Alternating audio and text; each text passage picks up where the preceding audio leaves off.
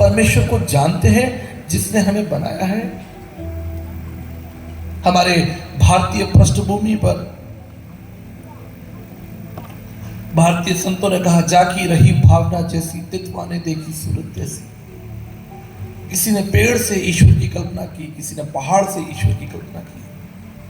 संत तुलसीदास जी ने कहा, जाकी रही भावना जैसी, तितवा ने देखी सूरत जैसी। मनुष्य की समझ में जो आया उसने ईश्वर का स्वरूप बना दिया। लेकिन हम धन्यवाद करते हैं कि हम स्वर्ग और पृथ्वी के बनाने वाले परमेश्वर को जानते हैं। हम उस परमेश्वर की आराधना करते हैं जिसने हमें बनाया है। हम उस परमेश्वर की आराधना नहीं करते जिसे हमने बनाया है। इसलिए आज जब मैं आपके सामने खड़ा हूं, अभी तो बैठा हूं, बड़े आनंद, बड़ी दृढ़ता के साथ, बड़े विश्वास के साथ कह सकता हूं कि आसमान और जमीन के नीचे यदि परमेश्वर इस संसार में कभी मनुष्य बना, वो एक बार प्रभु यीशु मसीह के रूप में आया। वो गलियों गलियों चला। राजनीतिक परिस्थितियां कठिन थी, सामाजिक परिस्थितियां कठिन थी, उसके लोग विरोधी थे।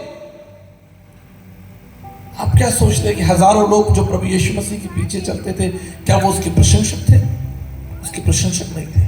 उसके प्रशंसकों की संख्या बहुत कम थी, उसके विरोधों की संख्या अधिक थी। लेकिन वो चलता रहा, बोलता रहा। आप जानते हैं, एक बाइबल आती है जिसे हम कहते हैं रेड फॉन्ट एडिशन बाइबल, जहां पर प्रभु यीशु मसीह ने जो कुछ बोला है वो लाल रंग से लिखा है। यदि आप उस लाल रंग से लिखे हुए विचार को, शब्दों को, वचन को अगर आप पढ़ेंगे, आप केवल 40 मिनट में उसे खत्म कर सकते हैं। Only 40 minutes. लेकिन जितना भी उसने कहा, उसने पूरी दुनिया को बदल कर रख दिया। जहां कहीं उसका वचन गया, लोगों ने अपने घुटने टिकाए। जापान हो, इंडोनेशिया हो, बर्मा हो, टर्की हो, स्पेन हो, Canada, New Zealand, Arabian countries, Hindustan. प्रभु यीशु कभी भारत नहीं आया।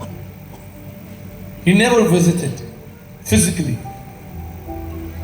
लेकिन आज हिंदुस्तान का कोई ऐसा गांव, कोई ऐसा शहर नहीं है जहां उसके आदर में सर नहीं झुक जाते।